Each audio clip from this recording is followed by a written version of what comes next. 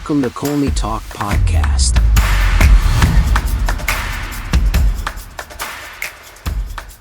Hello everyone, hope you're doing well. Welcome to another exciting episode of Colney Talk Podcast, your bite-sized breakdown show. I'm your host Alex. First-time listeners, glad to have you here. And to my returning guests, thank you for sticking with me. As always, I talk a bit about the Arsenal match and pick out my top 3 players who shined in the game and one odd player not good enough I get to call out. I'm just speechless.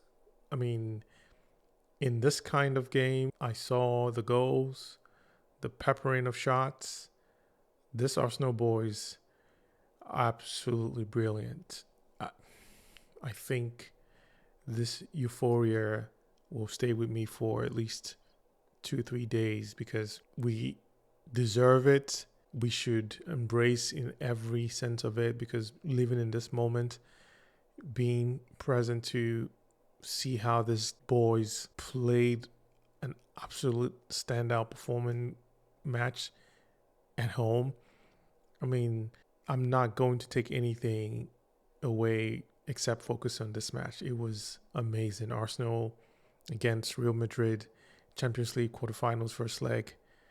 Man, this was a game with a lot of excitement, a game with a lot of oohs and ahs.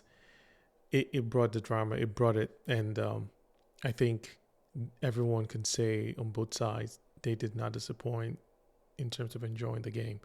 The Emirates erupted, starting off with that spine-tingling rendition of North London Forever. That just goes miles. It goes far. The pre-kickoff, Arteta telling everyone to come and show up. They did exactly that. The home crowd put on the spice. The game was there for us to, jump right in, and the crowd were just revving for it. The opening minutes, it nearly silenced us, because Mbappe pounced on the defensive miscommunication within 40 seconds, forcing Raya into an early save. That's just the life of this game. You can never predict. You can project and assume in so many ways. But Saliba and Kivior were dominant, and the other boys did not disappoint. I mean, the back line, they faced different forms of aerial duels, quick strikes, and counter-attacking defending. They knew that they had to step up to like a very astute challenge against Madrid's razor-sharp transitions. Jude Bellingham threaded a pass to Mbappe in the 30th minute in the first half, and that was a real stark reminder of the nightmare that these boys were going to be faced with. Not just this first leg, but even much more in the second leg. So big shout out to them, and in doing the job went a long way in making this into what a beautiful night it is for everyone. Thankfully as well, Raya was sharp. His reflexes was in top form. He did his job, and so glad that he was there to save us in moments. And that's really how we dealt with the first notable pressure in the first half. Arsenal's response as well, explosive in nature. Saka making his first start, he terrorized David Alaba. I think Alaba was somewhat lucky because Saka is still a work in progress towards his sharpness. And could you imagine how he would have looked in his top form? And still, he was okay. He played well. He had 2 deliveries in particular, slicing through the 6-yard box, evading everyone, including a desperate Antonio Rudiger's clearance that was margins away from an own goal. And that was the first threat that Saka produced. On the left, Martinelli's direct runs stretched Madrid laterally, creating space for Declan Rice to put in more pressure in Real Madrid's defense. I got to say, Declan Rice was possessed. He was possessed in a different way, in an amazing, loving way. What a game from him. I got to say, the sheer dominance by Arsenal in Madrid's final third, the shots that they endured were goal-saving shots. It was amazing. I think a neutral watching this game would give credit to Madrid in the way that they defended, but it felt like they just could not sustain. This was not the kind of game They, you know, concede a lot of shots, and by all accounts, Arsenal had to come into this party delivering those shots. Tactically, Myles Lewis-Skelly, what can we not say more about this dude? Operating as the fluid right back that we know him as. It's one thing for him to tuck inwards that we see often and drive, but this driving, folks, it's just growing in leaps and bounds. Overloading that midfield while allowing Martinelli to hold the width, it worked that left side really well. This really disrupted Madrid's defensive plans, and it forced Federico Valverde into uncomfortable defensive duties. I mean, he knew what he was up against, but the way this shaped up to be, this Los Blancos threat on the counter didn't really show up until much later, even though it was alive and well. Vinicius Jr.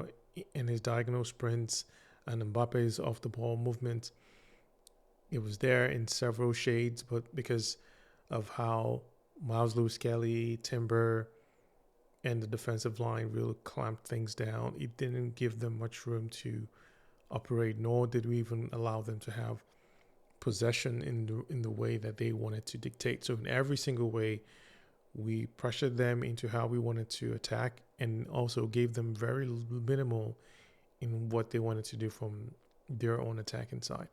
So, there wasn't so much of that fear factor, but just a pure game match of top performances and qualities on both sides.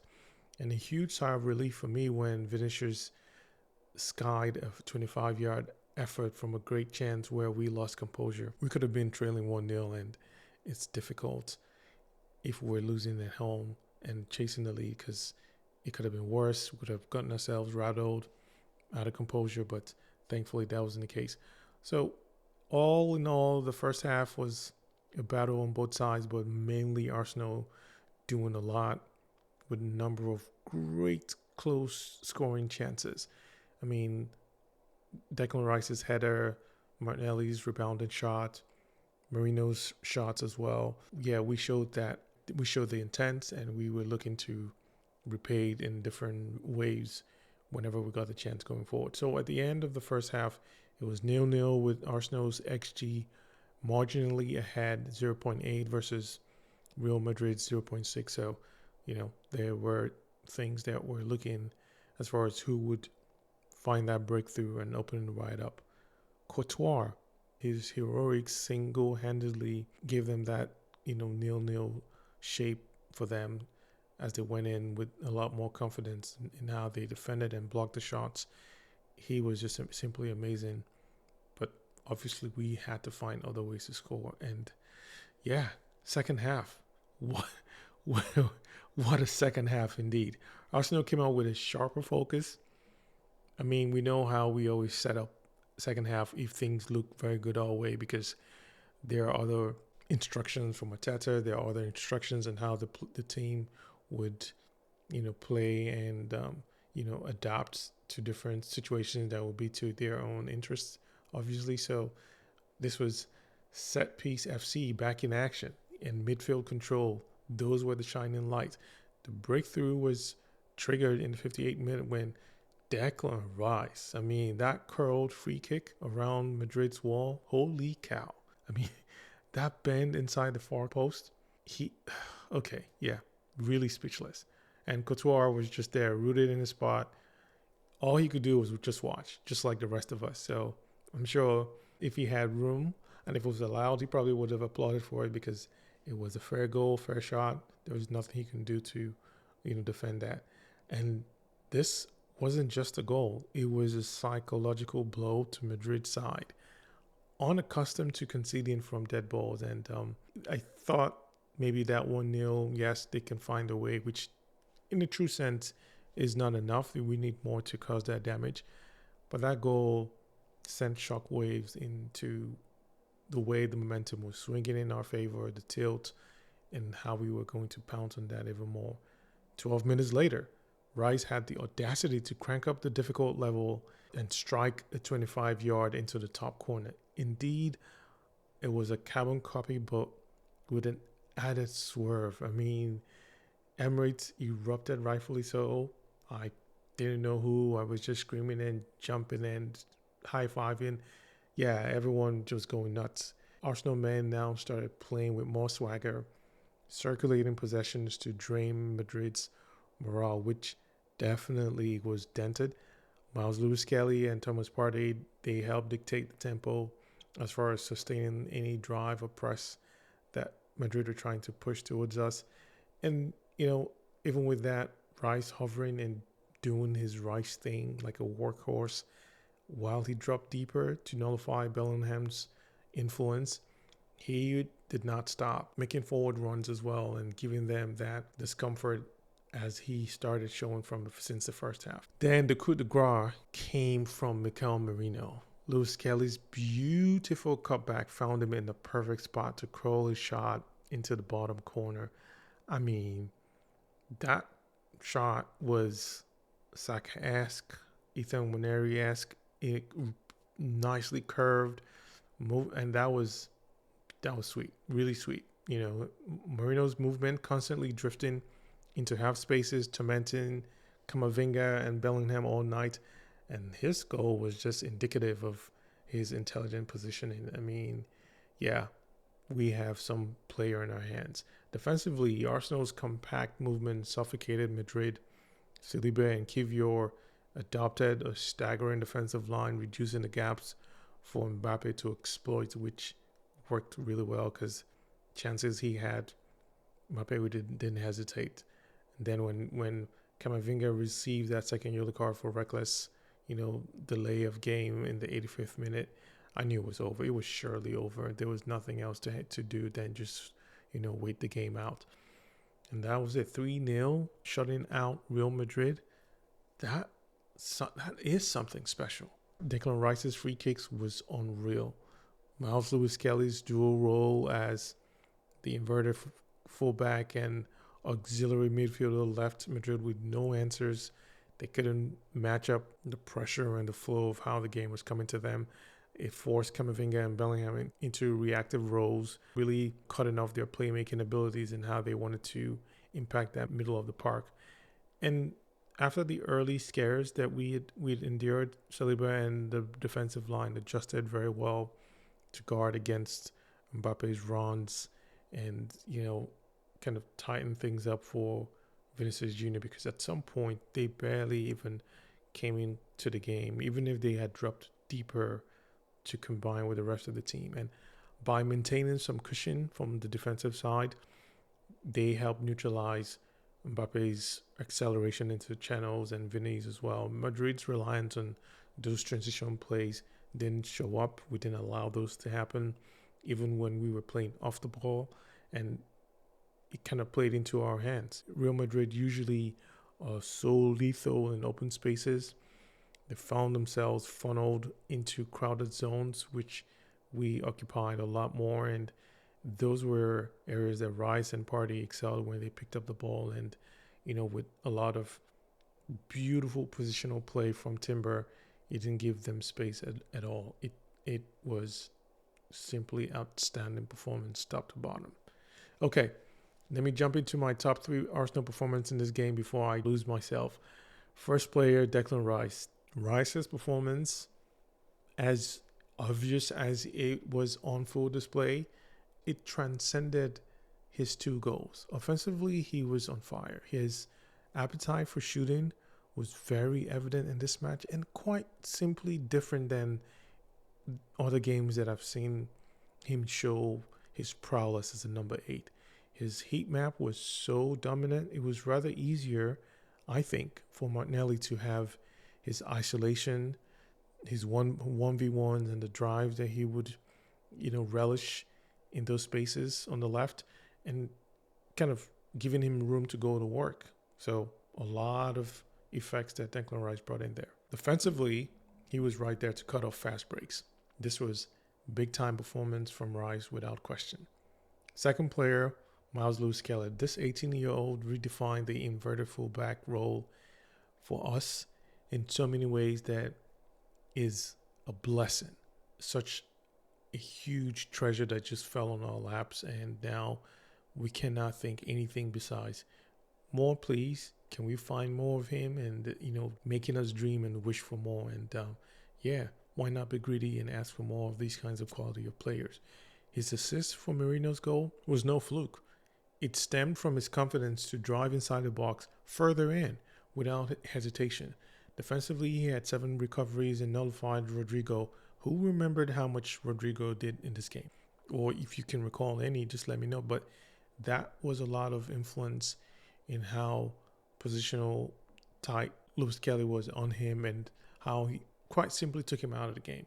And with no room for Rodrigo to dance around, cut in or whip in crosses for the most part of the game, or at least a few moments right after they try to press and put their stamp in the game, the rest was simply Lewis-Skelly's quality defensively and the rest of the back line taking everything away from that air, or just sucked everything out from allowing them to do anything. So it's simply another big flowers that is laid out for Lewis-Skelly. He has earned my standing ovation. I mean, really, in so many ways than one. So, big ups to him. Third and final player, our frontman, Mikel Merino. His movements disoriented Madrid center backs. And what is interesting is that he didn't occupy that box as much. He dropped deep to the midfield, connecting with Partey and Rice. At some point, we didn't have a front man. I think the incredible influence of Odegaard's press made it seem like he was the de facto front man in some situations. But his decoy moves, his runs, his shifts, it was hard to manage. It was hard to defend, hard to track. And in that frequency for him to drop, it was helping create overloads and at the same time create a wall for us as far as Arsenal defensively staying in their shape and attacking from it. And it kind of really prevented any press from Real Madrid if they were trying to go forward. So that was just amazing. His goal, too sweet, as I've said. Really, really beautiful. His off-the-ball work play, equally vital. I mean, occupying Rudiger and Asensio, he created a tag team movement as well for Rice in terms of the late runs into the box and crowding that space for crosses that, we had received a few times. Yes, they didn't really get in smoothly or sweetly, but there was enough to keep a lot of unsettled Real Madrid defenders so much throughout this game. Yeah, that was simply a great performance from him. No odd player to call out. So thankful that the team held it down. And I'm also giving Arteta his flowers on the lineup. Yes, we have very few options, but it takes a lot to really tighten everything, believe and trust the players he has out there in what they are supposed to do, and they did it to perfection. So, definitely credit to him. This was a bigger statement win, folks. Arsenal missing Gabriel Magalhaes outthought, outfought, and outplayed the defending champions. I mean, Rice's free kick mastery, Lewis-Skelly's audacity, and Merino's tactical intelligence displayed a huge performance that will give this team more than enough confidence going into the second leg. I know it's not over, but it's games like this that gives the team something beyond belief, something beyond just a natural confidence, because they have done it, it's been proven, and now they have every other reason to go back, play this again, and take it from them. A lot to be proud of. For sure, the second leg in Madrid promises tension, but Arsenal will really be up for it. This team believes it, and so do we. After tonight, seeing how this all continues to, replay in my head, I just cannot wait. So, yeah, bring it on. Okay, this wraps it up for today's episode. Thank you all for tuning in. Remember, if you enjoy this, like, subscribe, and share with your fellow Gunners. Until next time, take care.